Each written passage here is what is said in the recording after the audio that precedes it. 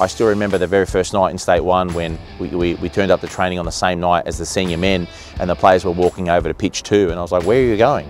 And I'll pitch 2, the boys here. I was like, no, we're on pitch 1 tonight. And they were shocked. So the club have really gone and decided that the women's program is really, really important to them. I accepted the job with a few caveats, which were I need all of the things to be successful, and without question they said, sure, no problems, we want to be really successful. When I very first got here, it was just me and one other volunteer coach, and now there's, I think, 7 coaches, including a full-time goalkeeper coach, a full-time strength and conditioning coach. We've got a full-time physio, not a student physio, like a full-time physio. That is honestly one of the things that did sell me, is like Dan's like, we are trying to get that equality, and this is a club where you're going to get that. Like, we're going to train on pitch 1, like we aren't just going to like shove you to the side. The one thing this club has in spades is good people. It doesn't matter how much money you throw at it.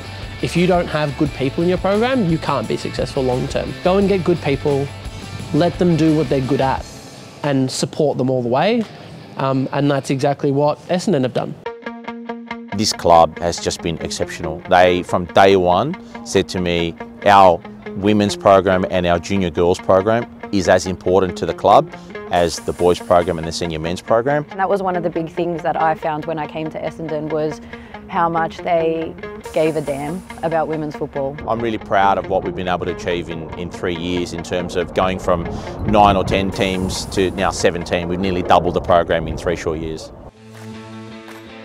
You know, once we knocked Bulleen off, once we knocked Heidelberg off, once we knocked South off, I was like, all right, we're in for a run here. To actually go to Lakeside, enter Olympic Village and to the Veneto and come away with 9 points as the new team in the league probably raised a few eyebrows. I remember the first game we played against them, like that was a rough. They gave us a good run for our money. 2-1 at their place, and I couldn't say it any other way. Cross Keys is the most horrible place to go to. And Vince knows full well that it is a horrible place to go to. Second time around playing them here, still can't get a win on them.